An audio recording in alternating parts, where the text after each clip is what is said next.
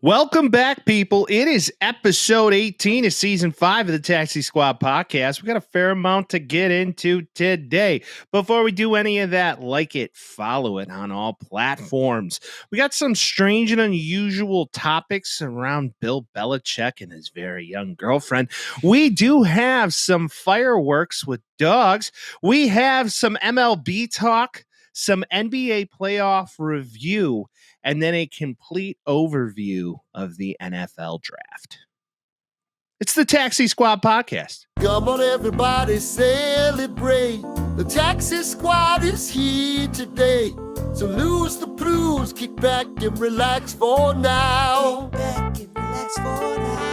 They talk about sports and stupid stuff. They're probably wrong and it might get rough. So welcome back.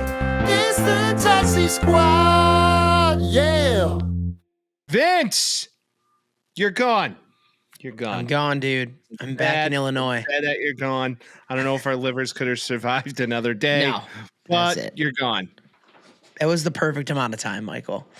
Really I was glad to get home. Brought the weather with me, nice and warm when I got back. But we had a doozy of a time. I got a nice tan. If you're watching it on the YouTube, you can see my tan. I'm matching Chicago Mike right now with the tan. No complaints. Yeah. Good time. Yeah. Good time. Get on my level. People are always like, how do you get so tan? I'm like, well, if you live here, you get why you could get so tan. Yeah. The UV level is through the roof. UV's through the roof. There's many opportunities to be near a pool or by a pool or in a body of water. Vince has stated many times he's not a big in a body of water guy, but I'm a big near a body of water guy. There it is. I was in plenty of bodies of water this weekend though. He was. We had a great time. We had the opportunity to tour a wonderful facility at Driveline Baseball, which we'll get into here shortly. But shout out to them.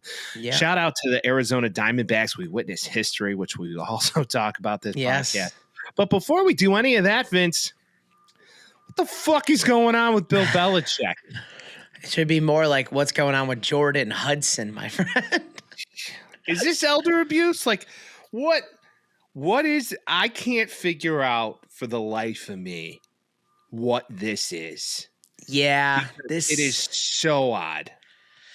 It was weird. So for people that didn't see this, Bill Belichick was on CBS Sunday Morning, which is usually Puff Piece Nation. That's like where you go to just do the easiest interview of all time. He went and did that, and they're interviewing about his new book that Bill Belichick has written. And his girlfriend, his very young girlfriend, Jordan Hudson, was there. They ask about their relationship. She immediately is like, we're not talking about that. She storms out, makes a whole thing of it. We've been hearing it a lot. Like, she runs his social media. She's CC'd on every email he gets at UNC. Like, she's a part of everything that he does. And it has caused pause for a lot of people, especially, she's got him by the cojones right now. And it's weird because previous to this, we've seen a Bill Belichick that's not really into the media until about last year. And now suddenly he's being controlled through the butt with the arm like a puppet by his 24-year-old girlfriend. It's a really crazy situation. It's an insane situation from the guy who would never give information to the press about anything. I mean, he's still kind of on that level, I guess. Yeah. But when they're asking questions about, hey, just super casual conversation about dating, the interview was very smiley. How did you guys meet? She's in the corner looking like fucking Maleficent from a Disney movie. Just like, we're not talking about that. Dude, the camera panned to her when she said it too. You're like, oh no. The eyeballs are like, I will murder you. Yeah. Like, what's going to be crazy about this whole thing is I thought about this today. I'm eating lunch and I'm like, what if she kills him?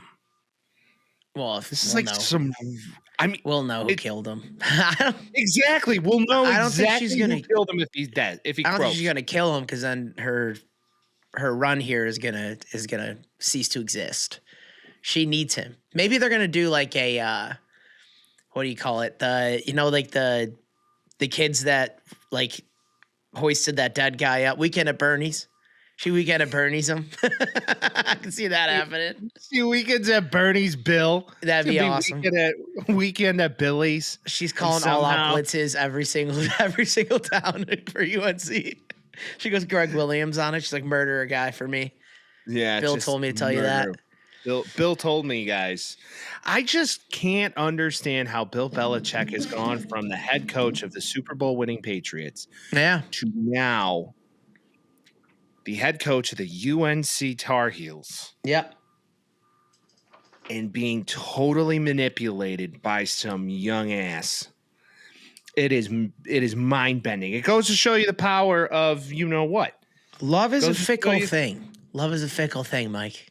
It is. It's a fickle beast, but I can't for the life of me understand how this could happen to him because didn't he have like a long-term girlfriend who was an appropriate age for him? Yeah. I mean, granted, he was married and then he had a long-term girlfriend and now he has this. So it's changed. And she's gorgeous. I'll give her that. She's a pretty lady, but like she's put together. Yeah. Don't get me wrong. And they made fun of him at the ESPYs and she seemingly laughed. Like if she was approachable about the fact and just open about the fact that they are in a committed relationship and they're almost 50 years apart in age. Yeah. That's like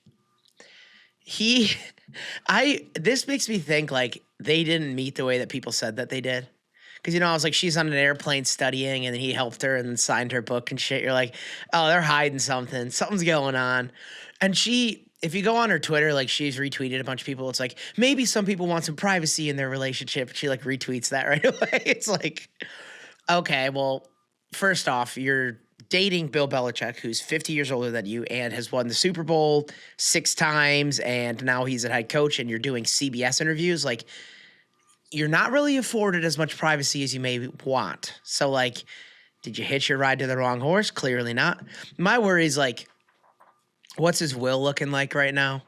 Like, is that like a will play? Either that or maybe, like, she's in the cahoots with the son, Stephen Belichick, and they're, like, oh, yeah, I'm going, like, true, like, murder, she wrote shit. I don't think he's doing that to his dad. You don't know. He's got to be weirded out by this. But he is part of UNC now, so there very well could be a connection there. Have you ever seen the show? It was on Netflix called The Perfect Couple. No. Kind of eerily similar to that. Let me guess. It's a couple that's seemingly perfect, but behind closed doors, it's brutal. And then maybe one of them killed the other one. What gave it away? But no one dies. Okay. There's one person who dies who's the mistress and is the best friend of the bride-to-be to the son. Intrigue. Right? So it's crazy. And the guy who voices Hard Knocks, who does the voice of Hard Knocks, I forget his name. Brilliant. Oh, what's his name? Epic voice. Yeah. He is the main lead in this. And outstanding. But there is some collusion going on, kind of murder mystery. That I don't want Bill to be a part of a murder mystery, okay? Yeah. And then the real question, maybe Tom put her up to this. You ever think of that? Maybe Tom's like, hey. Love the guy at one point. Now I don't. There could be some luge. No, you're the biggest Tom Brady homer of all time, but love Tom. There could be some luge. There could be some luge to it. Yeah. It's more just like weird to see the man get emasculated on TV. What is your speculation as to how they met? I don't really know. How does one None go of us about know. that? Speculate. Wikipedia? Of course you could Wikipedia. Old man seeking young lady for a casual affair or something like that. It was like Craigslist, going back on the Craigslist. Or she was just on the hunt and she like knew where he was going and ran into him and there was a power play. Feels sugar like that. daddy website. It had to be a sugar daddy website. Could be. A friend of mine, younger guy, met his now girlfriend on a sugar daddy website. Fun fact. He is in fact not a sugar daddy. What is he? Is he the baby? It is the greatest play on. It is the greatest play on is he anybody the sugar who's baby? ever. I mean, I don't know what more to say. I can't talk more about it other than that. But yeah. Okay. Understood. Well, it can be done. It has been done, but in this case, it's working in her favor. And now she's manipulating her way to the top.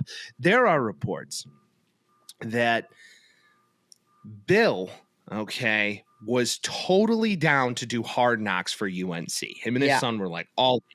Which sounds wrong. She caught wind of this. Jordan Hudson caught wind of this. She was like, if I'm not in full control, this isn't happening. Who said that? Jordan Hudson. She got who involved. reported that? I feel like the opposite would happen. Bill wouldn't want that. Oh, was it? Read this from KFC on Barstool. Okay. So Barstool reported this. I read this today, that basically she filibustered her way in and said, no, I'm in control. I'm driving this bus. She claimed to be the COO or Chief Operating Officer of Belichick Productions. Yeah. You want to know what production company doesn't exist? That one. But yeah, Correct. I don't think it's an actual company. I think she's just in charge of his outgoing view. Like, she runs the social media. That's already been known, clearly. That's why I'm confused as why she wouldn't want Hard Knocks if they were trying to change his public perception. And then he would say no. That's the way it feels. She's whacked. I know, but there's still generally a reason as to why that happens. I'm by no means backing this girl. She seems like she is whacked 10 days to Sunday, whatever the term is. But she's just, she's at the practice. She's CC'd on the emails. That's enough for me to know, something's going on. Something's going on. She was going off on Twitter. That's what I know for sure. It was just everybody that was protecting them. She was retweeting them. Everybody that was talking smack, she was answering them and shit. It's just Vince. I don't know. Either do it. Got into it and went too hard too fast, and then it's uh-oh, now people have this perception of me and I can't control it. Or she's just he's an old man. There's no way there's any actual physical attraction to this. So there had to be something else to it. And it seems like it's all coming to a head right now. If I'm him, I'm cutting that shit off quick. I don't know how the hell that happened, but cut it off, Bill. If you want Vince to @Jordan Hudson on Twitter, please dial, give us your feedback. 312-725-2107. Call the Taxi Squad. Leave your thoughts I don't think I'm getting very far on that pursuit. I'm not old enough nor rich enough for that. What if she retweets you? Many followers coming our way, babe. It could be. That's a really good point. Think about all the Ohio State fans who hate us now. But what happens in a murder then? Then we're accessories. How are we accessories to any murder? Jordan, what murder? Jordan, whatever you're doing to Bill, just keep doing it. And then she's like, okay. They said so.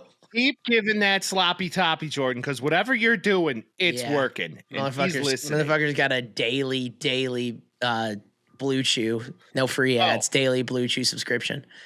His balls just got to be drained. Yeah, it's got to be like that dog. Got to just be like that dog in Van Wilder. Yeah, that they did all the donuts with. Oh, what a great film! He's got to be completely drained, and that's why he could care less in these interviews. Yeah, he looked content. Listen, there's a side of this where it's he has been grizzled vet for so long that he's like, I'm just chilling, man. I'm having a good time. This rocks. I'll let her do whatever she wants. Step on my balls, whatever. Doesn't work. Doesn't matter to me. That's it. Well, speaking of maybe throwing balls and dogs. Yeah. Dogs are great. We love dogs. We love dogs.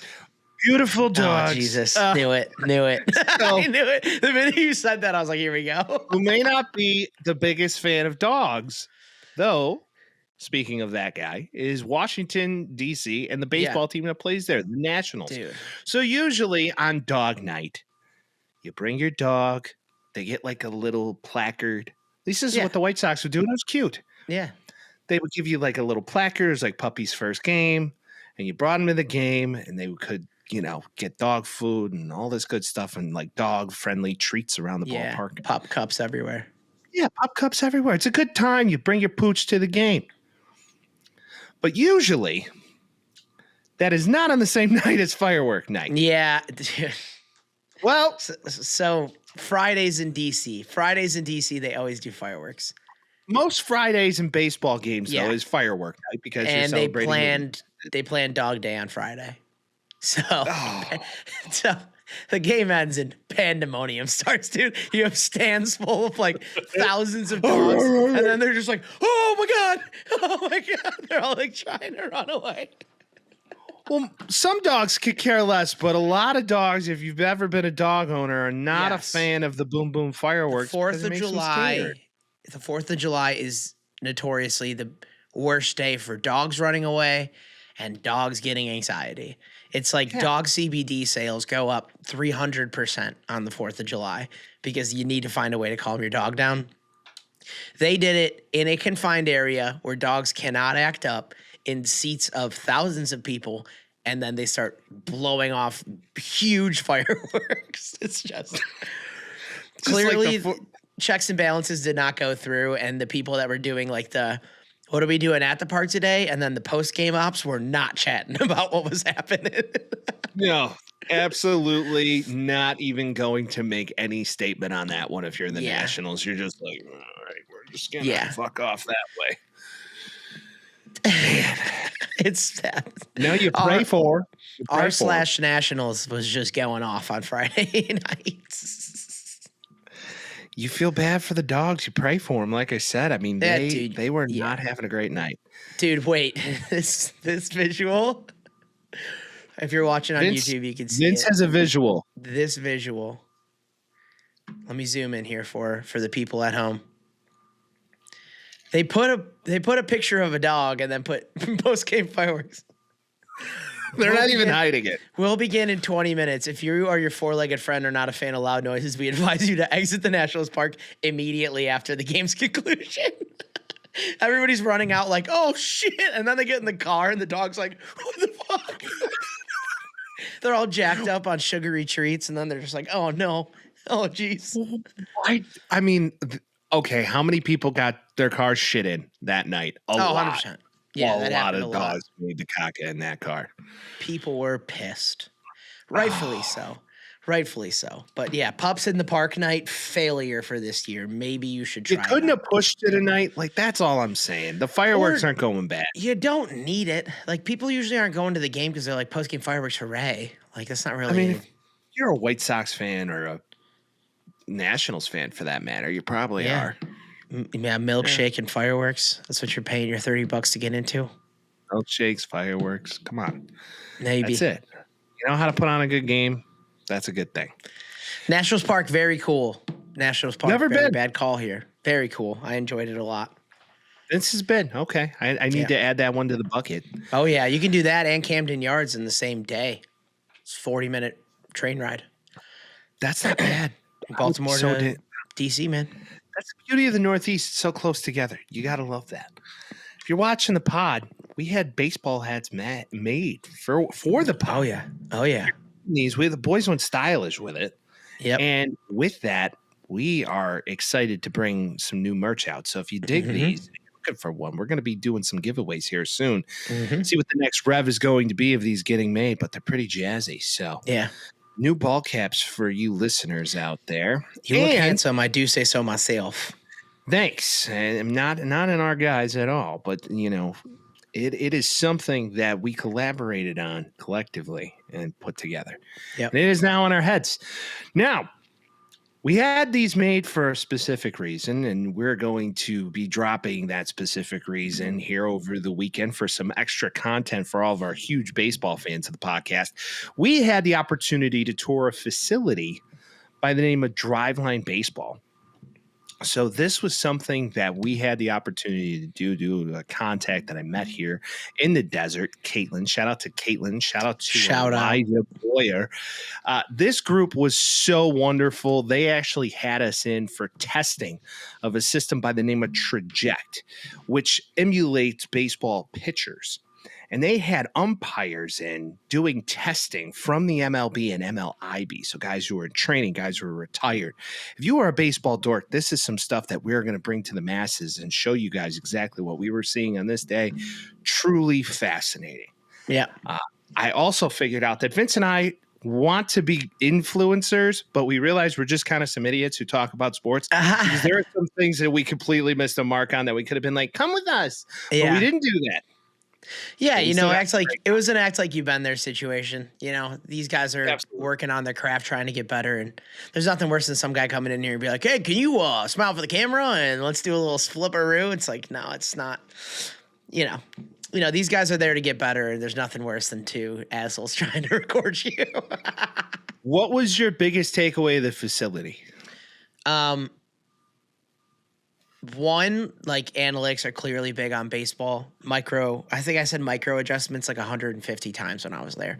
It's very cool how they have their pitching wing and they have their hitting wing. And in their pitching wing, they have like 360 cameras where you can essentially adjust like how fast are they going, spin speeds, what pitchers are working best for you, how are you locating, and then also, are you getting enough push off on your foot? Can we extend it by a couple inches? Is that going to adjust how fast you throw it? Like, sometimes doing the most minimal adjustment will be the difference between like, hey, this is working, this is not. And then also they look at tipping pitches because that's obviously a huge issue. If you know that the curveball is going to come, it's going to give it a lot better ride on it once you start making contact on it.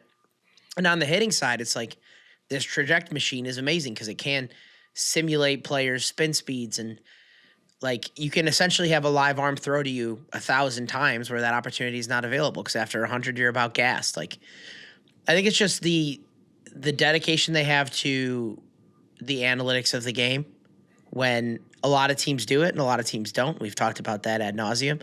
Their dedication to analytics is something that I am interested in as a stats boy. We were blown away as kind of data dorks when it comes to baseball. Kid who's currently playing at local Scottsdale Community College, trying to make his way onto a local squad. Kid by the name of Grant. Shout out to Grant. He gave us an entire tour of the pitching side, and basically they can figure out how much force you're losing between the pitching mound to home plate. And how much force is going into the ground, and then also not only that, being propelled towards home plate based off of just your general movement. It is fascinating to see how much data goes into the game and how little data the fucking White Sox want to put in towards building their game. And so I don't think they were enjoying how much you were roasting the White Sox when we were there. I was roasting the White Sox in hopes that they choose to utilize this facility because you may go a little bit further in season than you probably ever have since 2005. It feels like if you're a ball player and this is an option for you, you may as well go and do that. And seemingly more and more doing it as we go. It also gave me a massive appreciation for umpires and making calls because talking with a couple of these guys and talking about like, people are going to roast an umpire over everything. And you're seeing that ball come in hot at 95 on the corner and they're like, easy strike. I'm like, how is that an easy strike? I couldn't call that for the life of me, man. How could you see it as well as they well, you got like, a whole new you were respect. Like, maybe you need a new career change. You should become an umpire. I'm like, there's no way. Well, Vince, you might. They made it seem like it's so easy. So to be fair for the listeners, well, they made it seem like talking to the guys in the MLB. Like I had a question: how do you become an umpire? The like health guy who does all the player or umpire. No, it's all umpire routine. Injuries. Yeah. He's umpire injuries. He's like basically their trainer. He's like, we hold showcases in towns across the world. I'm like, the world? He's like, well, Canada, if you count Canada. Yeah. I'm like, okay. He's like, yeah. And he goes, you go to a showcase, kind of just try out, and we pick a select group of guys, and then you go into training, and then you get thrown into the world of umpiring. And I'm like, okay, that's simple. That requires you to be good, though, I think is the issue that I have. How do you know you're good? How do you know you're good? I told this story a couple times. I went out and did softball and like instructional baseball umpiring when I was younger. And I got destroyed by this like U10 dad. Just ruined my day. And then after that, I was like, I'm never umpiring again. That was the worst thing ever. He just ruined it? He just ruined it for me. He was the rudest man because I'm like, I'm not going to keep having this happen. Like, I'm not making enough money to do this. I'm not going to go out. I'm not going to get out and have like freaking Terry Francona come rip me a new one because he's probably right. Or like Tony La Russa taking 20 minutes to walk out to the plate and be like, that was a strike, buddy. And you're like, I'm a Hall of Fame baseball person. I don't need that in my life, dude. I don't need Bryce Harper yelling at me. It'd be kind of cool though. Be kind of cool to Sure. get into it with like a ball player and just be like, bro, just go sit Yeah, down. but then you Go sit end up down. being Angel Hernandez, and you're like, I don't want to be that guy either. You don't want to be anybody. I mean, you just don't want to be a If- dick. I feel like if you're your not a dick, name- you're going to be fine. If you're an umpire and they know your name, that's a bad thing. What was interesting is how many calls they got right in spring training. How many catchers challenged, and it goes up on the screen, Yeah. and they show it, and then a lot of these umps are right. They're accurate, man. Like, sure, egregious calls happen, but they are accurate. It's kind of like a plane, right? People are afraid of planes going down. And then you see stuff in the news right now, and it's like, planes are going down so much more than ever. And then you look at the stats, and you're like, yeah, but they're like 97% or 98% correct. And then one thing happens, and it's a big thing because you expect them to be right. It's like people expect umpires to be right. When, like, in reality, you're not going to get all of them. And the reminder to everybody, and all of them love this, what I'm saying is, like, the zone is not two-dimensional. It is a 3D object. So, like, It is. the curveball comes in at the front end, and then stat tracks or whatever it is on the TV says it's a ball. It's like, maybe you curved in and got the corner. And then that's what happens. They challenge it, and they look at it, and you're like, oh, it was accurate. Funniest story of this trip was watching a retired guy roast a MILB umpire Yeah. for overpronouncing balls and strikes. It was priceless. Yeah. So we all know what was kind of cool to see how all these umpires like practice like their strikeout. Yeah. They have like a movement thing that they practice, and then like a couple of guys are just like standing there like streak. And then another guy was like ball. Yeah. Lost it on him. He's like, stop overpronouncing the word fucking Yeah. ball. It's Yeah. just ball. People need to Keep it know if it's a moving. ball. If it's a ball, keep it moving. If it's a strike, Yeah. make a sound. I agree. Everything has that in a thing that needs to be that specifically correct. It needs to be that specifically correct. I appreciate it. And then he walks out and says hi to us. He's like, hey, how you guys doing? And we're like, you were so mean to him in there. He's the nicest guy ever. He walks out of the booth. He's like, I was seeing you guys just watch this whole time. Who are you? What's going on? He was like, he's Yeah. the nicest human. And we're like, tough love in there. He's like, exactly, tough love. You That's what have we do to. here. He's Yeah, like, it's not like you're have going to be walk out tough. there and they're going to be like, good try, buddy. Like, no. Well, if you want to be good, you got to be correct, and then you can make the big bucks. And these I guys are all don't, unionized. because I am a baby and I will react to that too quickly. Oh, I'll be too like, critical, no, you're mean to me, dude. no, dude, fuck you. You call it a ball then. You hurt my feelings. I'm not going to do that shit. Well, speaking of feelings of being hurt, Yeah, man. Vince and I heard some news here over the past 24 hours, 48 hours that made us a little sad. Bryce Harper could have been a White Sox, Yeah. and Here, let me that was pull this released up. to the masses. I don't know if you guys are going to be able to If you're completely on read this. YouTube, Yeah. If you're on YouTube, Vince, go ahead and read this because I don't want to cry. Yeah, so this is all with a grain of salt, right? Like, you can take the validity for what it is. So I feel like this isn't 100% accurate, but I would not be surprised based on what people were reading. So this was posted as a text thread. So I'm going to read it through. So essentially, this guy ran into Bryce Harper with his girlfriend / wife / fiance. He said, my coworker, who's a White Sox fan, ran into Bryce Harper yesterday. He said to him, I'm a huge Sox fan, and I'm glad you didn't come here for your own sake. And Bryce goes, White Sox was actually my favorite visit. Coworker's like, no way. And Bryce goes to his girlfriend / fiance / wife, babe, who was my favorite team to visit? And she goes, the White Sox. Then he said the reason he didn't come back is Jerry Reinsdorf no-showed for the second meeting. Jerry Reinsdorf's the worst. I hate him. Our speculation over the past 4 years hasn't been more correct to the fact that this organization is not interested in winning fucking baseball games, because I got news. They're not. They're just not. And I don't know what more to say. The White Sox are on path right now to be the worst team again. You want to know who's MLB giving them a run for their money right now, though? The Rockies. Oh, man. They're both just battling to be the worst team ever again. The thing with this is, like, I don't know if Jerry would, like, straight up say, hey, let's make this a meeting, have everybody come out, and then not actually go. I feel like he was just like, we're not going to have a second meeting. even though they should have, and Bryce wanted to come here. It's just like, yeah, it's like the lack of care, the lack of wanting to spend any money to help with it. It's just so clear as day. This is not part of his agenda, and it ruins what it means to be a fan. So there's just another, and like, dude, so many of my friends sent this to me, especially Cubs fans that are like, ooh, brutal, rough look. I'm like, yeah, dude, this is like, we've reached the point of apathy. I talked about this last year. It's like people send this to me. It's just like, damn, like, can't even get that right. They're not even doing it to be mean. They're just like, actually, like, they feel for you because of how bad they are. They no longer are competitive. They just feel bad for you, dude. I just want to know how the Cubs feel right now. The fact that Cincinnati's kind of clipping up on their heels a little bit. Yeah. And they got a kind of a gauntlet of a series coming up this weekend. Oh, yeah. It's going to be, they got the Mets this weekend. Mm-hmm. It's going to be interesting. The Cubs are squatted up, though, dude. They're squatted up. You could say that, but you got Skeens on the bump tonight. Yeah.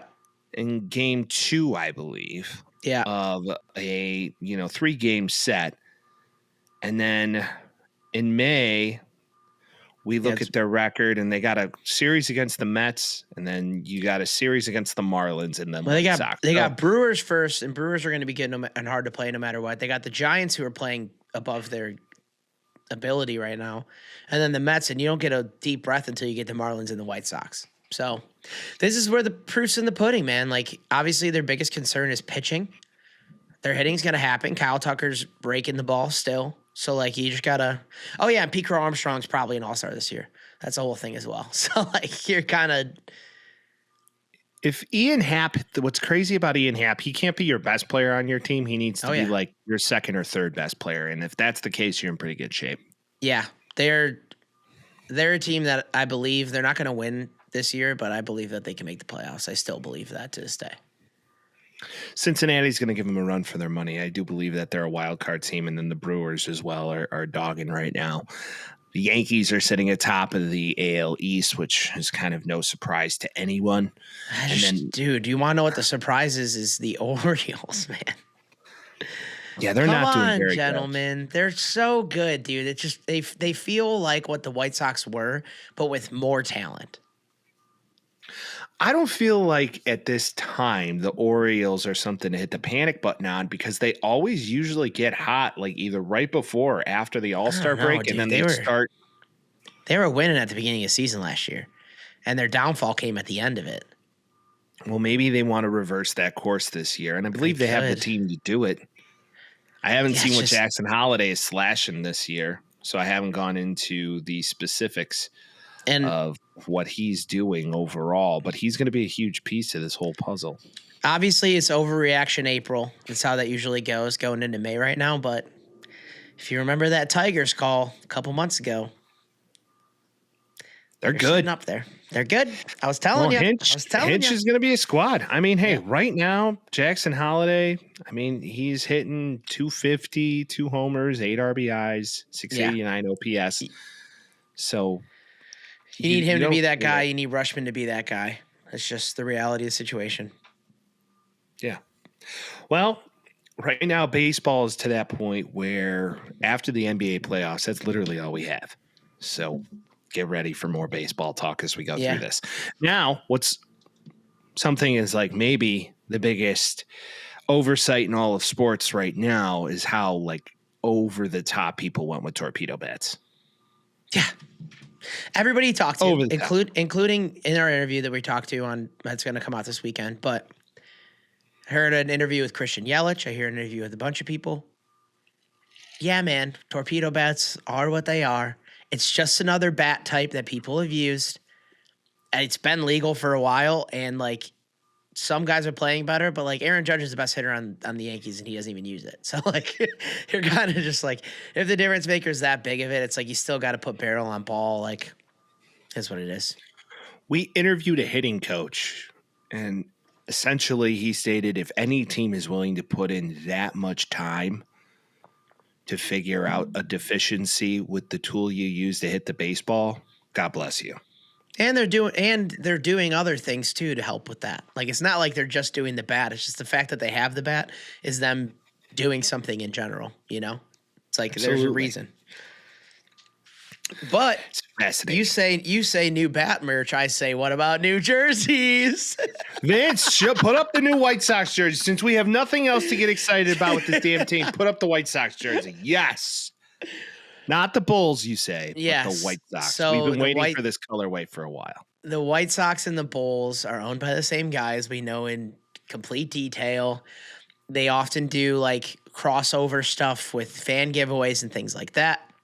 Well, now we have the White Sox City Connect jersey crossover with the Bulls, which I find these very cool. I don't think they're cooler than the South Side, but the more I see it, the more I like it. Could you kind of agree with that? Or are you anti these? I loved it from day one. Okay. I think the hats are cool. The big sock with the wing on it is reminiscent to some of the Go-Go White Sox days, which is kind of a little trip down memory lane. I think the black, white, and red is always clean. It has been forever. So the Bulls homer in me is loving this. And what's cool about these hats and the inside rim, it has the Bulls logo in it as well. It's pretty sick. Yeah, I think you can't really see it, but like the South Side, the stripe on the jersey just says South Side on it. There's also a couple different colorways, so I'm going to find those really quick because there is one hat in particular that is cooler than the one that Luis Robert is wearing there, where like whoever designs the City Connects for the White Sox knows what they're doing. I will just say that. The White Sox, regardless of how terrible product they put on the field, they've always been sick at the style thing. Yes. Because when they put out the new hats, if it was in 91, it took over hip hop. When you look at, Easy the South, E. the Easy E and all the West Coast guys. And then it just kind of morphed its way into style forever. And how many White Sox hats you see across the country and people have no idea what they are. Yeah, people don't even know about the actual team. So there's a meaning for everything that they do. But this, and for people that are listening, it's a black hat with a red brim with the sock on it with the wing. This would be the hat I'd get. We are big hat guys on this podcast, Yes. Hence why we made hats. Yes, correct. So once again, let us know your thoughts about the hats. It's very sick. And then South Side going all the way down the side. These are cool. I like them. And they're keeping the South Side ones and then also putting these in rotation. So we get a couple different ones that we're doing now. We got nothing else to hang our hat on. I wish they put as much time and effort as they did in milkshakes and jerseys.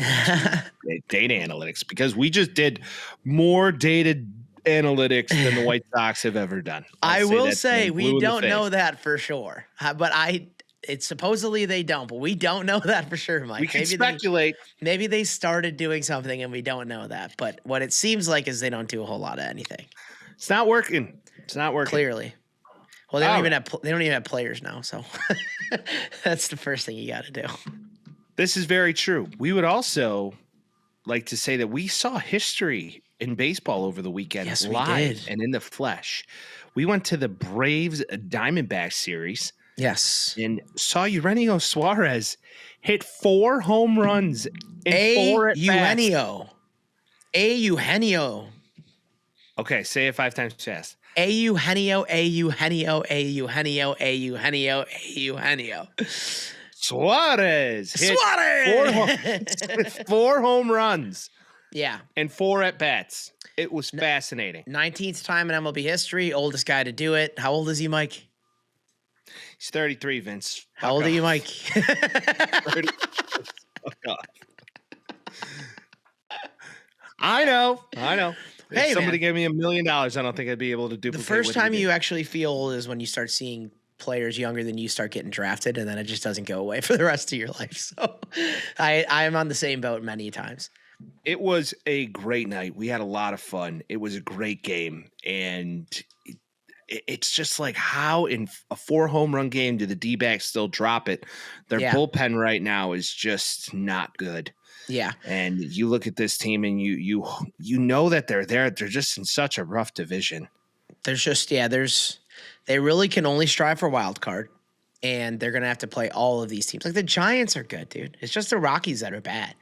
That's the only thing in that division. That whole division's the Padres, Giants, and the Dodgers. Yeah. It's really unfair. It's truly Like, unfair. yeah, you're not worried about the Rockies, but what's even crazier about this is Alex Verdugo, Mhm. since he's been on the Braves, recently signed with the Braves, is hitting like 400. Yeah. He's got some prove it shit going on right now. There's no doubt He was about that. great in Boston, had a down year in New York, but this Yep. is still something you look at. And It's because they made him trim his beard, dude. That was his yeah, he was needed the his claim to beard fame. and his swag. just the mental process you have to go through to walk up after hitting 3 bombs. And then even me, I was just like, he's not gonna. There's no We way. lost our minds. Yeah. We were I was like, losing there's our no mind way at he's doing 3. this. I turned to you and I was like, there's no way he's going to do it. Like, he can't do it 4 times. I And then looked the at it ball and starts said, it flying. could I'm like, happen. holy shit, he did it. Holy shit, he did it. We lost it. It was a true spectacle of the game.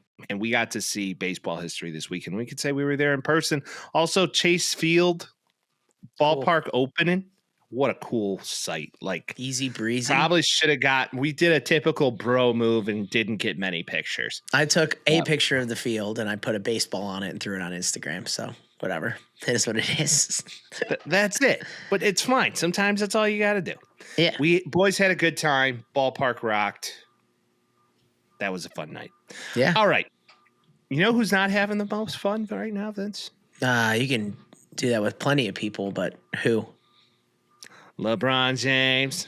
Yeah. Getting Yeah, dude. aced right now. Yeah. They're playing close games, but the Timberwolves just seem to keep beating them. Why is it happening? Some may say that some players are getting played way more than others. You're seeing a situation right now that the Timberwolves, have the best player in the series, it seems like. Some would argue plenty of different ways. Maybe there's not enough ball to share in LA, but Anthony Edwards is playing out of his mind. I think he dropped 43 in game 4. But like, what are you going to do? Jaden McDaniels, double-double, seemingly every game in the playoffs. Just like last year, he was just an absolute spark plug for them going into down the stretch and then also in the playoffs all the way to the end of the Western Conference Finals. And then J.J. Redick in game 4 played his entire starting lineup the entire second half. He put them in the beginning of the third quarter and didn't take them out for the rest of the game, which is like... You love to see it. You have a 40-year-old see it. man going in there. You have Rui Hachimura, who's had a little bit of injury issues. Dorian Finney-Smith, Luka also going in and out, hurting himself a little bit. And they're like, fuck it, put him in for 41 today. Just crazy. Maybe he's And trying to prove a point. And Luka's out of shape. It kind of shows. Yeah. Well, I think the whole year is kind of like you can't trade a guy halfway through the season and have him play at an elite level. Like that's really just never happened. Like I think Kawhi came in at the beginning of the year for Toronto, and that was the quickest turnaround. But like you can't put a guy on a team and be like, we're going to be great, especially in a team with 2 ball dominant guys, 2 guys playing point forward. It's just the reality of the situation. Now, all of this to say, we are recording this at 7:15 right now, Central Standard Time. And the Lakers and Timberwolves play today. The Warriors and the Rockets are playing right now, and the Warriors are getting shat on in the first half. Like, plenty of things can change. Like, a 3-2 series is much different than a 4-1. There's no arguing about that. So, like, there's possibility of a comeback. It's just really, really unlikely at this point. I don't believe that the Lakers have it. And I stated pretty early on this podcast from the guy who doesn't watch a ton of basketball that they're most likely still going to lose in the first round of the playoffs. Yeah, And I mean, my prediction's kind of rolling through here. Yeah. I mean, that's not. Oh, okay. I was like, okay, they I should know get nothing. there. Well, no, what we did is we bet. You wanted to bet that the Lakers wouldn't win the championship. You're like, let's make a bet. I'm like, okay, so I'm taking only the Lakers and you're taking the field. I'm like, that's unbelievable. I should have just bet that the Lakers wouldn't make it out of the first round of the playoffs. Yeah. I would have won a nice little I thought schmeckle there. I thought too it was like the Timberwolves are screwed with Rudy, which very well could still happen because they don't have Cat anymore. But like seemingly Jaden McDaniels is doing his job and Rudy Gobert isn't a complete liability. That is the 2 biggest things that they have to worry about every time they go into a playoff matchup. The Lakers have big enough to. I mean, you have to be able to play more than 7 guys. Well, and LeBron, he has proven he's come back from similar deficits in these type of playoff games. So 4-year-old man dropping all, 38. You got to run out of gas at some point. How much time in the tank does he have left? I don't think he's got another 2-3 years in him. Do you? I mean, if he's coming in and dropping, you want to play with both kids? I don't know. Yeah. What is that the next goal? I don't know. He's coming in and dropping 30 and 12 and 8 assists. Like, what's stopping him? Kind of. He's still great. I understand that. But MJ was still averaging 25 a game in that era. Yeah. I mean, he was still dogging, but after a while, it's just kind of like something's got to your money. Yeah. Go make another album and drop them in segments and be like, here's another 5 for you. Yeah, I don't need that. I don't need LeBron rapping for me. LeBron James figured out the music industry. Thank you. It would remind me of Will Smith rapping now. It's like, this isn't working anymore. Yeah, it's not. Will Smith, you're no longer Horde. Yeah, I just can't stand the Nike commercials with him though. They make me want to puke. With LeBron? Yes. Everything with him makes you want to puke. It makes me want to puke too. I used to really enjoy the guy early on. He was like the second coming, but now I'm just like, I've had so much LeBron James stuff down my basketball throat over the past 25 years. I'm done. He's too close to our GOAT too. I think that's what also pisses us off. I try to check myself on that too. It's like people talk about that. It's like the Lakers he can't win 6 because then the argument becomes a lot harder to make. But he's just played so many more games. It's like, how many does he have in total? 4 or 5? He has 4. I was talking to a friend of the pod, Josh, about this. He has 2 with the Heat, 1 with the Cavs, 1 with the Lakers. The one with the Lakers, you could put an asterisk by it, in my opinion. Yeah, but at least it lets people. It gives them cannon fodder. He was talking like he went to fucking Vietnam because they were staying at a resort. Yeah, Steven Adams. Understand how hard it was for me. Man, it was crazy. Like sitting at a hotel room, blood coming down the walls. COVID-19 knocking on my door every hour. I didn't get a wink of sleep. Then you see Steven Adams talking. He's like, brother, we were staying at a 5-star resort. Yeah. It's like, I like that guy. Yeah. Yeah, because he's got this little New Zealand thing going on. Hey, Lou Will needed to get his wings, though. Shout out to Lou Will going to Magic City. Remember that? Oh, yeah. Lou Will needed to get his wings, and Jimmy Butler needed to clap the cheeks of Aaron Andrews. Or no, Rachel Nichols. Rachel Nichols. He also started a coffee brand in the bubble. That's right, he did. Allegedly, Rachel Nichols. Allegedly. Have you seen their interactions? I know. Hey, again, do you know for sure, Michael? It's alleged then, Vince. Allegedly. All right. You know what allegedly shouldn't have happened? The Grizzlies probably shouldn't have even showed up this game, which they even didn't. This is why the play-in is horseshit. We say it all the time. Both sides of the bar, we're going to talk about both of them. The Grizzlies should not be playing the Thunder. The Thunder just smoked them.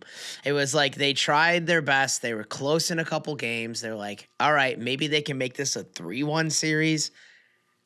The answer is no. It was over before it started. I mean, the first game, it was like 126 to like 85 or something like that. It's like that. This is an absolute waste of time. Yeah, wild. I'm interested to see what the Thunder do when they play real teams. I think the Thunder just book it. Yeah, but you also could say that with the Cavs because they're doing the same thing against the Miami Heat who shouldn't have been there in the first place. In the West, at this moment in time, I don't know how you look at any team because Mike is full blown in on NBA playoffs right now. Yeah. The only team in my eyes that might get some play against them are the Warriors, but then again, the Warriors are, to me, they're too young, they're too fast, they're too just ready to go. They were close last year, it didn't happen. They're dogging this year. They've been here, they've done it. It just seems like a team that's destined to win. I want to agree, but also they played the Grizzlies, and that's the only thing that gives me pause because they were good in the regular season, but shit changes in the playoffs, man. What, they lost 14 games all season? Yeah, they were incredible. But you could say the same thing about the Cavs, but the Cavs have to play the Celtics. It's like, I understand. If you play in a series and they either get Jokic or they get Kawhi Leonard, you're like, well, Kawhi Leonard has the ability to beat any team. Like we've seen it when he was on the Raptors, he beat the Cavs, and you're like, what the hell's going on? Playoffs, Kawhi Leonard, a lot different than regular season. Kawhi Monster. Leonard. Then again, when you're surrounded by a bunch of softies like you are on the Clippers, I don't necessarily believe that that's going to be the case. They have softies, but they also have Ivica Zubats, who's a dog. How dare you call me that? Maybe Anyway, he's the only guy that could stop Chet Holmgren. You want to know why I'm all out on the Clippers now, regardless? And I just figured this out last night, and that's horrible. Why? Ben fucking Simmons is on the Clippers. Yeah, No team with Ben Simmons on it is going to win the NBA title. I'm sorry. You texted me. Because Ben Simmons is the 8th guy in the rotation. That's fine. You're not going to rely on him. No. Regardless you texted of me his and you're aura. like, Ben Simmons is playing? And I'm his like, aura of shit. He played 51 games this year. He played all year. Doesn't matter. His aura of shit is looming over that team like a shit NATO that has never been seen before. And the Clippers are not going to clip regardless of their new stadium that they're going to move into and all this happy good shit. Steve Ballmer, the owner of the century, he's freaking out on the sidelines. I just wouldn't put too much stock in that because Ben Simmons plays 10 minutes a game, maybe. Doesn't matter. It's the shit aura of Ben Simmons being around that team.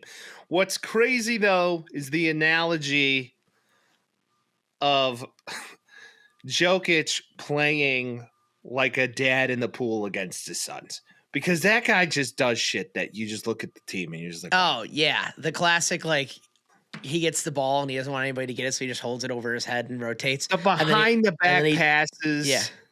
The Tomahawks, no-look passes, the tomahawks. Over the head, into the basket. You're like, this is crazy. Yeah, he's got it. Let's move to that series, Clippers Nugs. We were watching it live this weekend. The Clippers come back from a 22-point deficit. I'm like, we have to turn this game on right now. Like, we have to figure out where we can watch this. This is crazy. We get to the end of the game. Jokic does that. Tomahawks over his head. He misses the rim completely, and Aaron Gordon flies out of nowhere and slams it for a buzzer beater. I was freaking out. That was insane. That was an insane game of basketball to watch. There is no doubt about it. Jokic said it wasn't a pass, but I'll take it as a pass all day. I just think Aaron Gordon knew where to be. That guy is a ball hawk. I mean, he definitely knows where to be on the court. I look at that team right now. I just don't think with the coaching and the shit show that they have become, it's anything that you'd want to deal with. I think 100%, but I think the solution is pretty simple with them. You have Jamal Murray, you have Aaron Gordon, you have all the other pieces, Christian Braun, all of that. If Jamal Murray comes in there and plays an efficient game and drops 30 plus, they're probably going to win. Jamal Murray walks in there and doesn't play an efficient game and drops less than 30, they're probably going to lose. So they're going game 6. Are they still staying in Denver or are they going to Cali now? So they play in California tomorrow. Okay. So because they flip-flop. Or should you say tonight because it's Thursday? Correct, yes. So on Thursday they play in California, and then if it goes to game 7, they go back to Denver. Okay. The Clippers, Kawhi just might have that dog in him and just wake up and just it's like you get scared because they got James Harden going into a game 7, and we know how that shit goes. But also he's not the main scorer on that team anymore. He's able to facilitate more. Like, you just think about James Harden on the Rockets with Chris Paul and that Capella team, and you're like, he tries to play iso ball and it got killed. But I think he's past that point in his career where maybe he could do something that makes a little bit of a difference and kind of let Kawhi run that shit. I can see anybody winning this series for sure. I would not rule out the Nuggets just because Jokic is the man. And again, like, Jamal Murray plays well, you're good. Also, Michael Porter Jr. shoots well. He shot really well the other day. He got benched in game 1. Like, it depends on how they play, dude. Another potential Bulls draft pick in Michael Porter. Yeah, but that wouldn't have went well either. Because it's the Bulls. I believe that is the series that is the biggest toss-up. You look at the Warriors right now; they're getting banged up, though. They're getting banged right now. The Rockets are playing their ass off. They don't want this to end. After last night, I don't disagree with it all. I mean, you look at the Warriors, 3-1. Jimmy's not playing at 100%, though. I think he landed on his head, but he also, what did he drop, like 35, 40 the other day? Like he gave a legitimate 90 style foul to, I forget the guy's name, number 9 on the Rockets. Dylan Brooks, everybody's most hated guy. Yeah. Dude, him and Dylan Brooks were just eating each other alive. You see what he said to him? He literally no. called him a PAB. He's like, "You're being a PAB." Just right to his face on Jimmy live said TV. That to Yeah, on live TV, you just saw that happen. I'm like, this is awesome. That's why you gotta love Jimmy Butler. He'll call a dude out. He doesn't give a shit. He's to the point of his career. He's made enough money. Comes back from landing what, like probably a 3.5, 4 foot vertical, landing straight on his head on the hardwood, and then he does 40 with 27 points. Like, the solution to this team is if Steph Curry's not required to score 45 in a game and they can win, he will come in a game 6 or 7 and score 45 when you need him to. That's really the thing. Pause. Yeah. That's a lot of coming for a night. Also, Draymond Green played a very Draymond Green game. He scored 6 points, 8 rebounds, 5 assists, 1 flagrant, and 1 technical. That's what I'm looking for in Draymond Green. Draymond Green is the basketball equivalent to like a blocking fullback. Mm-hmm. Like, that is Draymond Green. He's going to come in and talk shit to everybody. He's going to get the ball and move it down the court. He could be really good or really bad for you, depending on how the situation's going. It's got to be his last year on that team. There's no doubt about that. No, they'll probably keep him forever just because he's won every time with them. He's fucking Draymond Green. Okay, let's switch to the East. Yeah. The Bucks seemingly tried to give that game away on Tuesday night. They seemingly tried to give that game away. Yeah, man. It was OT. Fun OT. You were watching it live when you texted me and you were just like, OT. Gary Trent Jr. Halliburton. Okay. Yeah, Halliburton's the man, but did you see Gary Trent Jr. in that game? I did not. He went from best player to worst player to best player to worst player again. What he ended up doing was shooting like shit the entire game. Comes in on the fourth quarter when they're down. He makes 4 3-pointers in a row, and then they lose the game because he loses the ball in the last possession, and Indiana takes it and wins. That's literally what he did. There's no reason Gary Trent Jr. should be running your team. That does not make sense to me.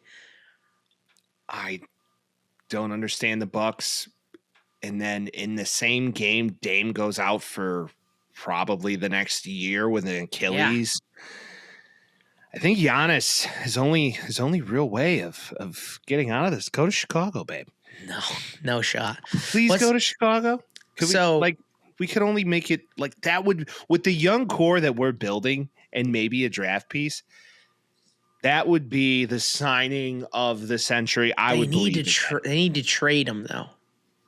So like if we get another draft pick, that goes straight to them, depending on how it goes. The Bucks in the Damian Lillard trade traded away every seeming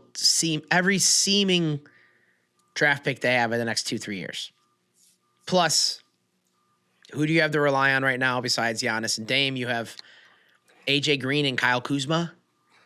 So it's not like they're going to be able to actually develop new talent because they don't have any draft picks. So what they're going to have to do, if they want to continue to be good, is trade him and get a decent amount of draft picks. So if he goes to a team like, people are talking about the Thunder, that'd be hilarious. If he goes to a team that's competing, they're going to get 25th draft pick because any team becomes a playoff team with Giannis on it. So anywhere he goes, like, you're not going to get a good draft pick back for that. So they're kind of in a shitty place where they're like, we can keep him. We can't rebuild because we don't have any draft picks, or we could trade him and then get draft picks from a team that is seemingly going to be top 4 in their conference either way. Get a bunch of role players around Dame that maybe play. But they'll just have to try to compete for a little bit more until, that subsides. It's over. What is Giannis's contract? I'm assuming like 3 or 4 more years. Yeah, he's still got years on it. He got a lot of money from them. Reasonably so. They needed to. But in his post-game press conference, he didn't seem either like he wanted to stay, nor did he want to leave. He was just like, I don't want to hear about it. Anything I say, they're going to twist on me. But it feels like the ship has sailed. And also Doc Rivers, still coaching in the NBA. If Doc Rivers isn't gone by the end of this year, I am blown away. He's just bad. He's just bad, dude. He got lucky because he had KG and Paul Pierce and Ray Allen on the same team. And then ever since then, they just thought he was good. Can't forget Rajon Rondo. Like Rajon Rondo 100% was just dog. a piece of that. Brian Absolute Scalabrine. Dog. Scalabrine. Okay. That's the basketball era, I know. But the Pacers move on. Good for the Pacers. Halliburton's the man. You know he got voted by the league as the least, like, the most overrated player. Well, he's clearly taking that to heart because his dad, rushed Giannis on the court? His dad rushed on the court, started talking shit to Giannis, and then after it was like Giannis was just like, yeah, like whatever. They just kind of like clown move, bro. It was 100%, but then he was just like, whatever. And then Halliburton's like, sorry, my dad's an asshole. It's just like, all right. It's just like his dad just taking heat now. He thought he was doing something special. It just clearly wasn't. Well, he like ran out to him. He's like, my son's fucking him. It's like, that's not even you. Yeah, it's odd. I mean, we don't have kids though, so we don't know how you can feel about that. I couldn't be like, let your son have his moment. Don't steal your. That's kind of where I'm at. Like if I was a dad, I wouldn't be there. I'd be at the stadium, but I wouldn't be on the court. I wouldn't be on the court. Hell Definitely no. not. He should get a book thrown at him. But now, Pacers are good, but I don't think they can beat either two top teams. But they're good. what's going to be interesting is a series that I may want to leave for last because it's been so exciting and fun to watch. So we'll get there. But the Cavs just gave the Heat a little spanking. Just gave the Heat a little spanking. And how did they get into the playoffs, Mike? The play-in. Just get rid of it. Does it matter? No. It's a money grab. It's a complete and utter money grab for the NBA owners. That's all it is. So dumb. There was not a single game in this. Like I think game 3, like the Heat kind of gave them a push for a while. What was the score last night? There was at one point it was like 85-30. Like it's just what are we doing? They should have the NIF tournament, just like how they do in NIT. Yeah, the NIT, like the backup tournament. As opposed to NIT, you have the NIF tournament. So it's the not in the finals tournament. And there you go. And you play for just a big toilet bowl just to say you were the best of the shit. Dude, okay. Grizzlies or the Heat are winning that. Or the first quarter last night, Tuesday night, Cavaliers 43, Heat 17. Second quarter, Cavaliers 29, Heat 16. It was like 70. It was like 72-30. The scoring differential in this entire series between the two teams was like 20 points at all times. It was. I think it was the biggest blowout in any playoff game. It was 138-83 is what it ended up being. Spanking. And then you could also say the same thing about the Celtics and the Magic. There was one game where it got chippy.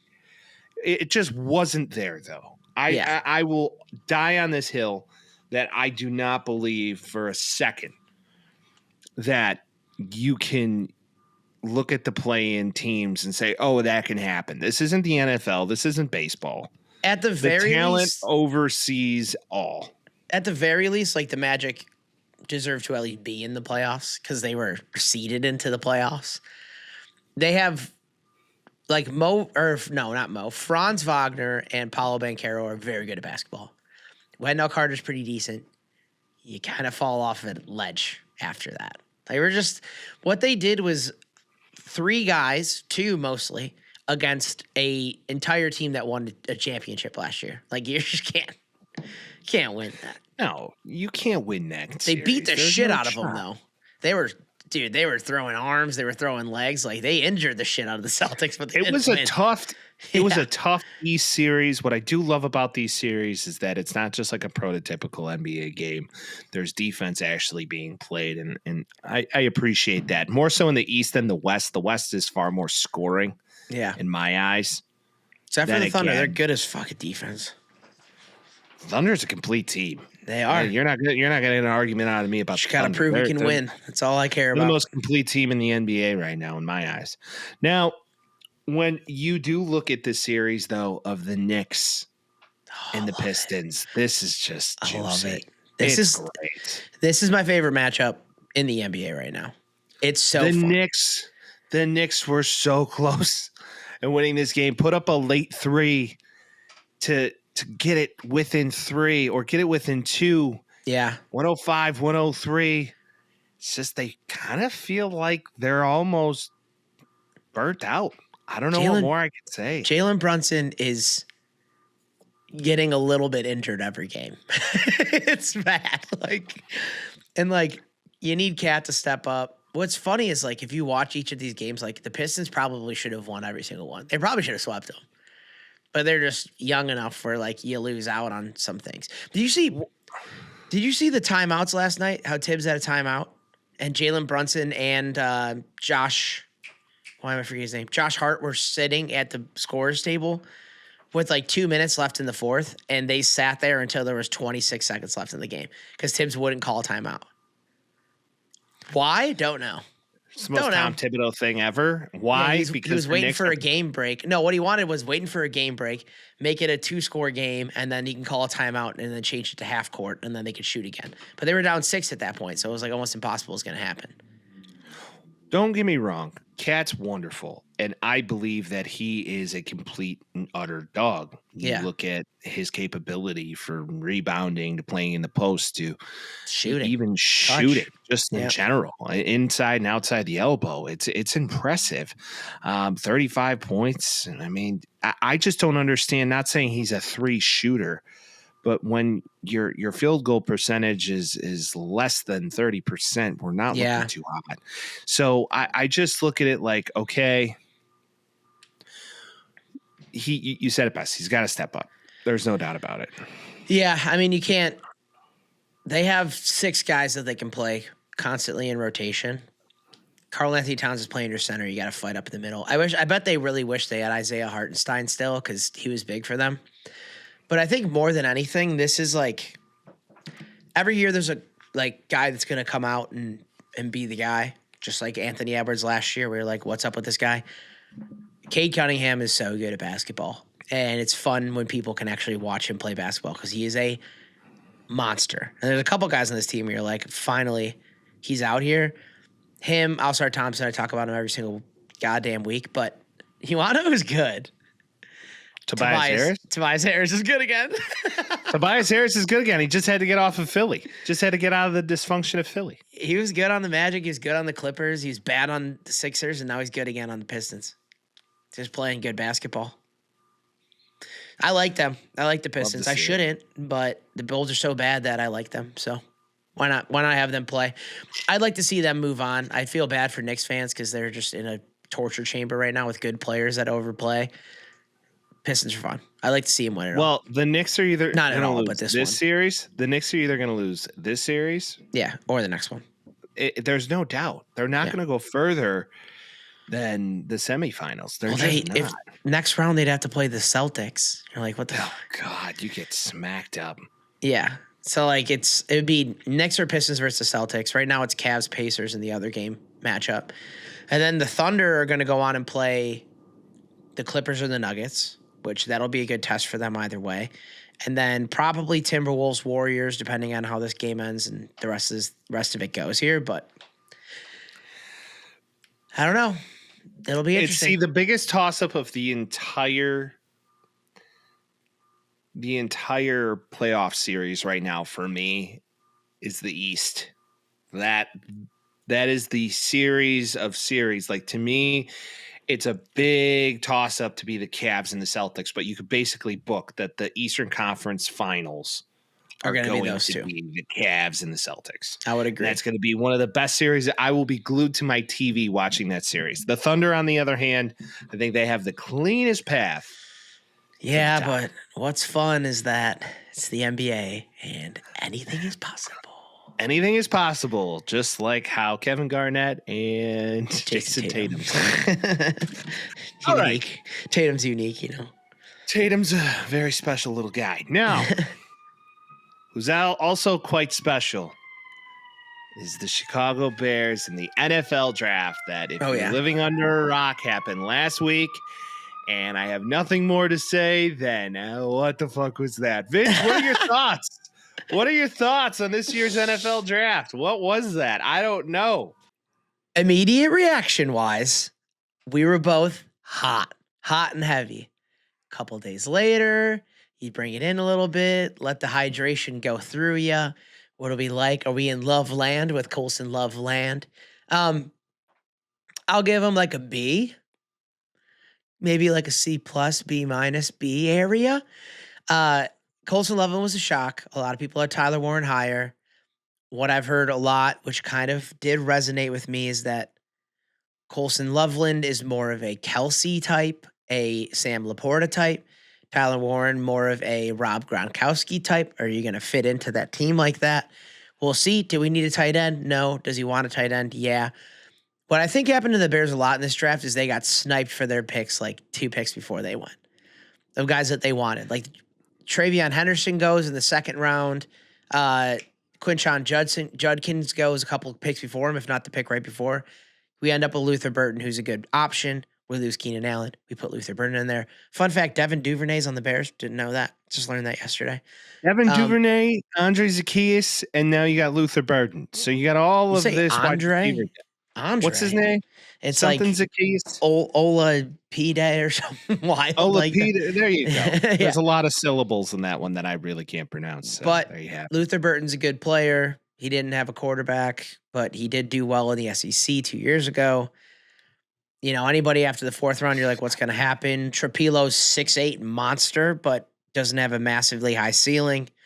Shamar Turner is supposedly terrifying to go against, according to some Alabama guys. Like, you know, you take it with a grain of salt. Like, every draft that we've been happy about has been bad, and every draft that we're not so happy about, there's a couple guys that end up coming through and being good. So, like, well, we've been pretty happy about last year's draft, considering Roma Dunze is a very talented individual, and Caleb just the jury's still out. You got to see more from him. You've seen him do some amazing things on the field, but my overall impression of this draft overall was, to Vince's point, they kind of got sniped, but Ryan Poles can't help himself but get cute. And he basically traded out of the third round to get more second round capital and then into the fourth round. I kind of like the trade. Yeah, but once again, in the fourth round, all right, let me just go down these picks. Colson Loveland, Luther Burden III, which I actually like that pick. A lot of people were scratching their head. The pick is smart. He was actually the SEC's top wide receiving talent overall coming out this year. So the guy's an absolute freak, has been, reminds you of this quasi Debo Samuel prototype, which is incredibly athletic, and he can do a lot on the field, and you can put him at a lot of different places. So in a Ben Johnson offense, these two picks at the top just, to me, makes sense. Because Colson Loveland 40 time too. Colson Loveland, 6'6", 447, absolute physical freak, and he blocks. So you look at him, you're not mad about it, but you also don't need a tight end. I've said, though, for a while, if you trade Cole Kmet mid-season for edge rusher, maybe, just maybe, that's the play. Because you don't necessarily need two, unless you're going to run a 12 set, which a lot of people are claiming that they want to. They could, yeah. They could, but if you can't protect your quarterback, what's the difference? Well, maybe Cole's going to block more, which he's not that bad at. So no, he's pretty bad at it. So let's keep going. Ozzie Trapilo, pick 56. So you traded out once you realized Travion Henderson wasn't an option, and they were clearly out on Caleb Johnson out of Iowa. So you're like, all right, well, I'm out then. So then they take Ozzie Trapilo, Boston College right tackle. This pick for me was like a stretch, has good bloodlines. His father played in the league in the 90s, so that's great. He's a physical specimen, 6'8", 340 pounds. He's an absolute monster. Now, if you do pay attention to him, he can't play left tackle. So does this mean you're going to take... Are you moving your right tackle to left tackle? Are we doing this move? Is this happening now? We're sticking with Braxton, buddy. He's there. I don't think Braxton's going to be able to play. So this tells me that you're moving right tackle to left tackle. Why is his name proceeding? Darnell? Darnell Wright is moving the left tackle. Put money on it. Okay. I digress. Shamar Turner just seemed like take a defensive pick. Yeah. Put it. It's the best talent on our board defensively. Okay. You didn't necessarily need an internal like rusher, though. No, we need an edge rusher. Need an edge rusher. My guy, Mike Green, was on the board. There was clearly a problem with him, though. People He's wanted such him a at dog. 10, and what number did he go at? I think he went at like 52. He might have even been a third rounder, right? No, Something he like went, that. he went in the second round. But it's like he went to the right place. Mike Green went to the Ravens, and that was probably good for him. Mike Green went to the Ravens, and I enjoy their draft class as an overall. We'll get into our picks and how we did. But 59th, 59th. 59th. So you had two shots in getting him. I would have gone with at least one of them. Then again, I don't completely understand the thought process. So you get out of the third round. You have 1 4th round pick at Ruben Hippolyte. By the way, you traded with Buffalo twice, and now this Ruben Hippolyte guy is fascinating because nobody can find out how old he is. His age is a mystery. It's weird. No draft analyst from Todd McShay, Todd, to Mel Kiper, to any of these draft analysts had him on any of their boards. None of them. Yeah. Ryan Poles is fascinating. Gets cute. Last year, got cute. Drafted Have in you the watched 4th round. Punter? Yes, we know that. What did he do the year before? Punter? Punter. Did you have two I am- punters? I don't remember the No. last punter. Well, one didn't make it. I didn't either, but it happened. Oh. So you look at this entire thing and you're like, maybe you should just like hand the phone or the draft to somebody else in the 4th round. Maybe because this will clearly be you can't good, figure it. though. That's the thing. Like, maybe this will be good. What does an undersized inside linebacker do for you at this stage of the game? Unless like you're one of these Bears fluencers that are like, I actually like it. He is a bit of a athletic freak. He's just not big. That's like the whole thing. It's like, is it going to work out for you? We'll see. Can confirm in 2023 the Bears did not draft a punter. Okay. Can you find out more about Ruben Hippolyte and how old he is? Because I couldn't. No, because that's a goddamn mystery. Yeah, I mean, the thing, like I said, like 4 through 7 is always hogwash. We'll see. I mean, the Rutgers guy we drafted in the 7th round has never fumbled, and he runs through guys, but he's a small dude. Like, you hope to get a Pacheco. Michigan State guard in the 6th, like probably nothing's going to happen to it. Pick a UTSA corner in the 5th, like probably nothing's going to happen to it. I just don't want to overreact because the draft, like everybody likes their draft. Everybody likes their draft, and it's never as good as you think it is. I actually like the Zay Frazier pick. He's 6'4". Yeah. And he runs a 4.3 40. He's a freak physically. Yeah, but can he cover? No idea. Is he I just good think at it's cool. coverage? He's big and fast. Yeah. I just go to Madden and I'm just like big, fast. I'm in. Yeah. Well, you know what you do is you put him at Hail Mary so he can get down the field quick and not flip off the crowd. That's what his job is. Tyreek Stevenson might be put on notice here. Now, possibly. Vince, how did our draft boards do, by the way? Let's take a quick peek at that. Yeah. Yeah, let's give this a look really quick. Let's go back at our top 10s and then we'll go into some of the storylines of this draft. Yeah, because we were both wrong with Shador. I'll put that out there right now. Oh, we were both really wrong with Shador. Yeah. We did that 2 weeks ago. Damn it. Wow, time flies when you're having a good time. I know. When we're just dancing. So we both had Cam Ward 1. Nice job. Snaps. Good job, everybody. And then at number 2 to the Browns, Travis Hunter. That clearly didn't happen. Well, number 2, Travis Hunter still went, so Mike's still correct. So you're Continue. Right. And then number 3 is Abdul Carter. Are you trying to suck your own dick right now? Totally. Continue. Unbelievable. Well, you didn't have a trade, though, so that doesn't count. We weren't counting trades. We're just going off picks, man. The Jaguars took it, dude. I don't know. Doesn't matter. Someone question. Doesn't matter. I'm just asking the validity of the draft here. We put our valid statements out. We're not counting trades right now. This is just how we believe the draft to go, regardless of trades. That was it. Mike's right, 1 and 2. Abdul Carter. Todd. Correct again. You didn't pat yourself that time. I was waiting for you to say something. Okay. Let's go. Number 4, Will Campbell. Number 5, Mason Graham. We both had him. Number 6, Ashton Genty. Congrats. I had Shador. Number 7, I had Armand Membu. I was right about that. Wow. Don't know if you knew that. Wow. You had Michael Williams. Number 8, I had Jalen Walker, and neither of us had McMillan there. Yeah. Number 9, you had Shador. I had McMillan going 9. Kelvin Banks, neither of us. And then I had us taking Shamar Stewart 10. You had Mike Green to 10. I really wanted Mike Green, man. I know. Really wanted Mike Green. Something was going on. Something happened, dude. Something was going on. People had him first round.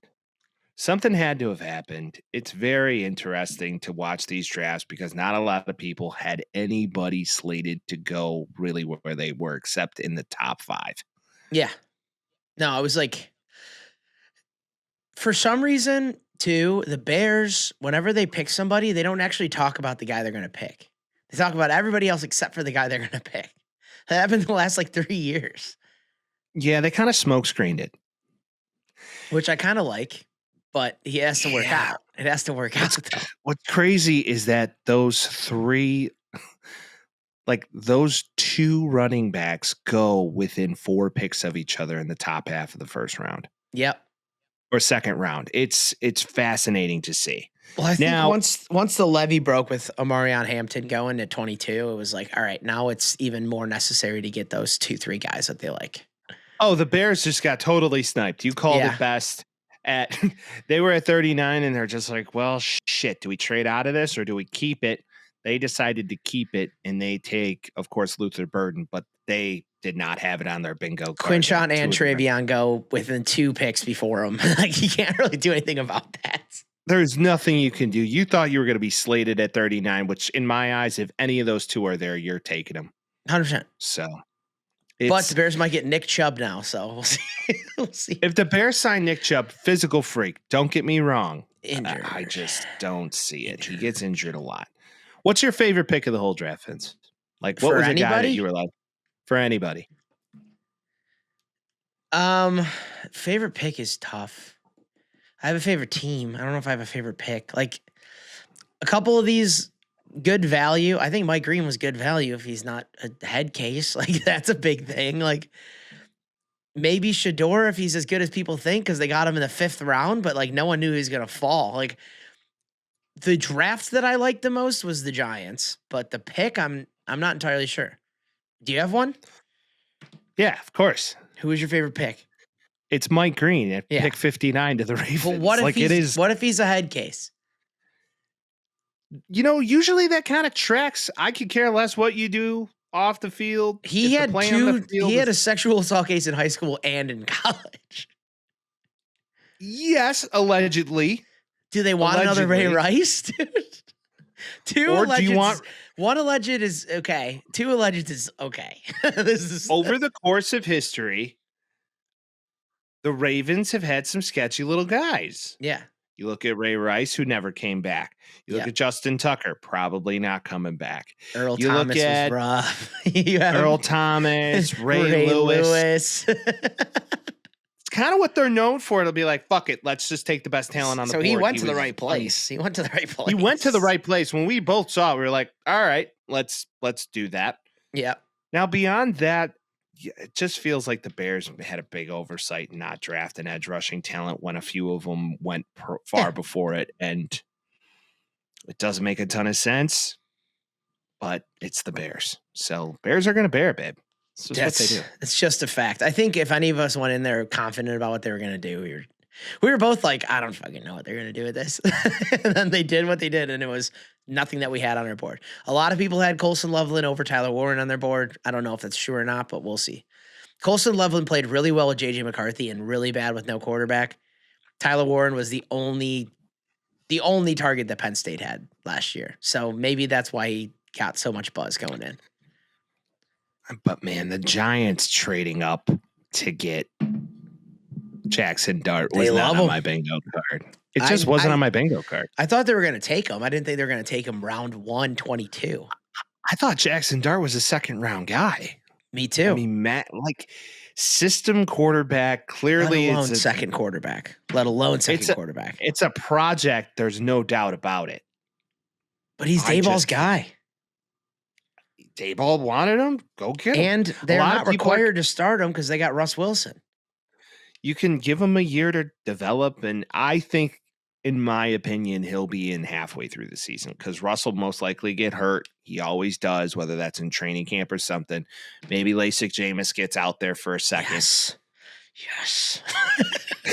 Get him out there, dude. I love these. Get him out there. You love it. Now, biggest reach of the draft, in your opinion? A couple of these are tough, dude.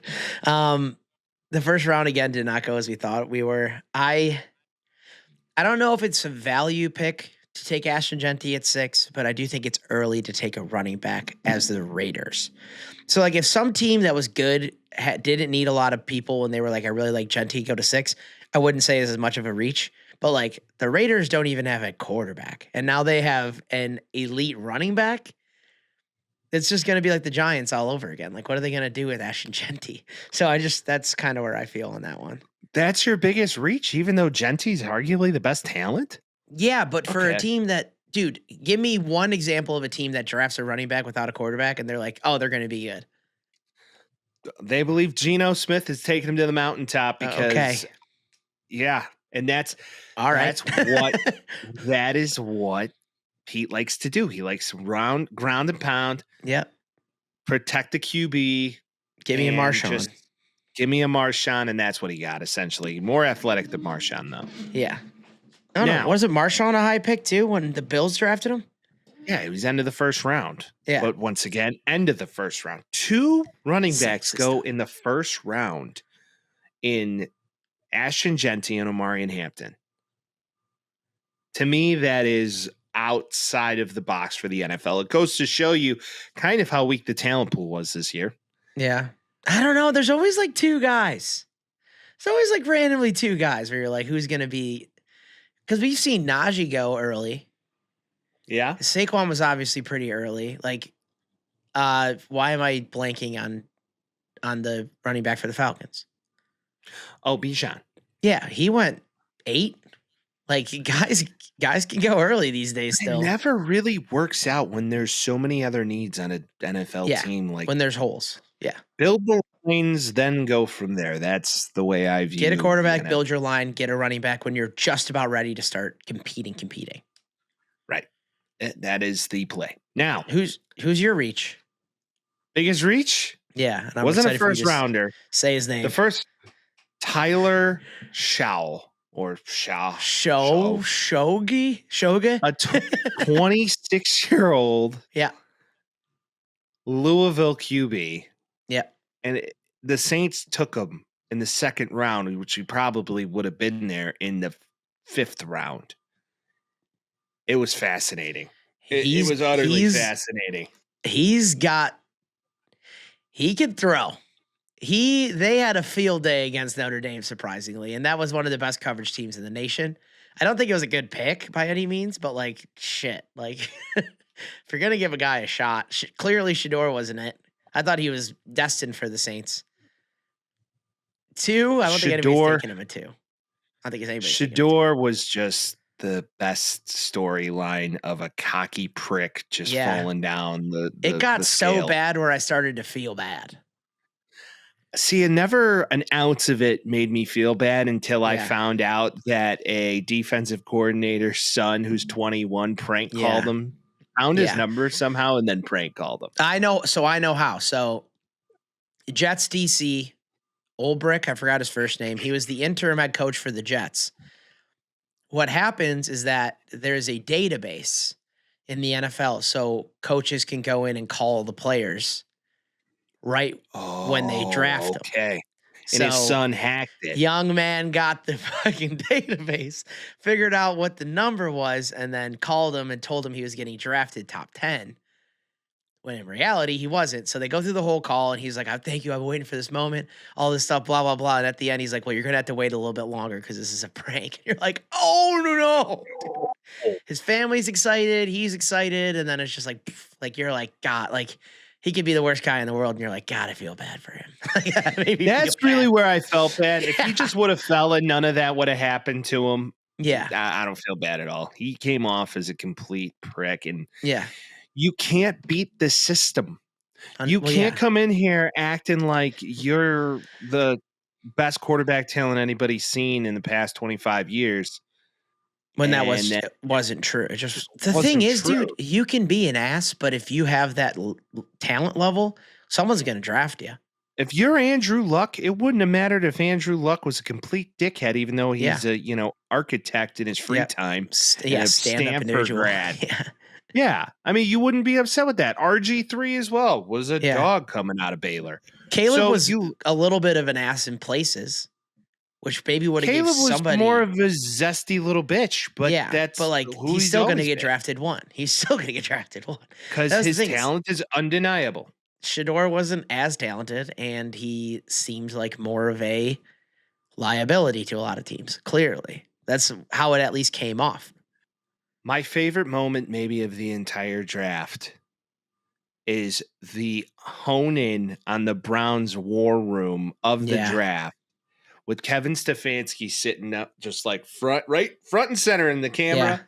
And they announced the draft to Shedeur Sanders. When they took Dylan Gabriel at 3, that's my other QB reach in the third round. Yeah. Dylan Gabriel can't throw the football more than 30 yards. Don't know what the hell you're doing there. I think they tried to bypass the Browns ownership to be like, we're not taking him. They're like, you're taking him. They're like, okay, well, fuck. That is 100% what happened. I'm so confident of that. They wanted Dylan Gabriel. They got him. And then the owner's like, well, we're getting Shedeur too. Like this, which I don't necessarily hate the strategy here because Vince, they have 5 quarterbacks. What are you going to do with this? One of them's got to work out. That's what they're thinking right now. And if that guy is still Joe Flacco, I will just lose it. I mean, I don't know who's going to start. It's probably going to be Flacco to start the season. Stefanski is a petty bitch. And if he doesn't like you, he's not going to work with you. Yeah. Look at what he did to Baker. He threw Baker out there with a torn labrum in his left or his throwing shoulder and was like, yeah, throw the ball 50 yards, please. Yeah. Right. He's like, that's what we needed. It's the NFL. Get up or get out.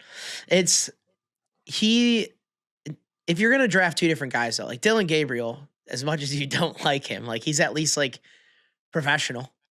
Like when he would do his interviews and stuff like that. As an individual, that Dylan Gabriel probably isn't like the nicest human being on the planet. Yeah. But what I am saying is that he is not as athletic or arm talent wise as Shedeur Sanders. This is what I'm saying. I think it's like we're going to get the 2 almost polar opposite guys, and then hopefully one of them works. I think that's what they were thinking. If you did see any of the pre-draft like workouts between Cam Ward and Shedeur Sanders, like Cam Ward's just acing him. So much better. It's just he's just like, bro, you had a 90% completion percentage. You just did checkdowns and bubble screens for 3 years. What the hell are you talking about? You had Travis Hunter. Yeah. He's like, fuck you, bro. He's just and like, he kept tapping the ball. He's like, stop tapping the ball. Get rid of it.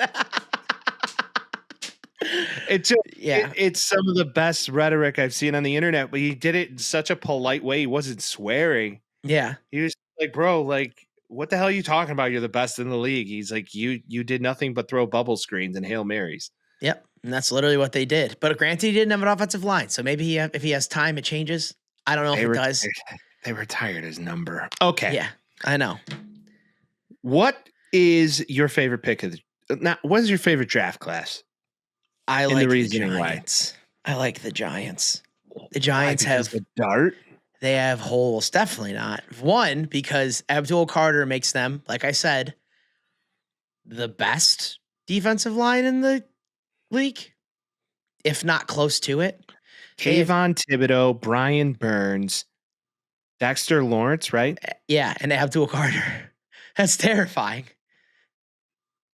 I don't want any part of that. Dude, yeah. The Eagles are like, we have an offensive line. They're like, well, we got a D-line, baby. Like, we're coming in. They could score 10 points a game. It wouldn't matter. Yeah, like that's kind of my thought. So they have that up top. They obviously like Jackson Dart. This is a Daboll project. We'll see what happens. I'm kind of in between on that. Whatever, you move on. They go double down and they say Darius Alexander Toledo, who is a dog. They play Notre Dame again this year too, so I watched him a decent amount. The guy's a glass eater. The guy will get in there and go after it.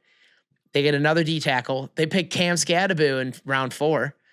Give us a running back because they didn't have shit for running backs, but still, like, you get a guy in there. They go, they fucking Italian. Fucking Italian? They have Seattle's pick at 154. They pick Purdue guard. They pick a tight end in the 7th, and they pick a corner in the 7th. They have a lot of needs as a team. Not going to say they're going to be great this year, but I do like how they kind of spread it around the team. And I don't know. We'll see what ends up happening, but I like how they kind of did it. If Jackson Dart is good, it's one of the best drafts possible. True. Big if. Granted, Jackson Starks. You're already on Jackson the Ravens. Jackson Dart is a project. He's going to take a little time to develop. If Fucking you do it athlete, right, I though. believe he's. A lot of people are comping him athletically to that of Josh Allen. Now, I don't think he's Josh Allen, but he's athletic. He can throw the football real far. So those two things they do have in common. Now, my favorite draft, and this is probably no surprise to anybody, has to be the Ravens. They got better, and they're on the cusp of something. Defensively, you look at a defense you don't want to face. Yeah. I don't want to face them. I don't want to face Malachi Starks sitting next to your boy in the same backfield. Kyle Hamilton. That's a big safety room, dude. That's a big safety room. That's a nasty safety room. I don't want nothing to do with it with Harbaugh at the helm. Then in the second round, you go Mike Green, who granted fell, but he was projected to be the top edge rusher in the draft. Yes. Before all the nonsense. And then you take Emory Jones out of LSU, who a lot of people were considering the next best in the SEC next to Will Campbell. Yeah. To me, those three picks right there, you look at it, it seems very, very Ravens. And then my favorite pick, Tyler Loop, University of Arizona, which means the Justin Tucker era is over. Yeah.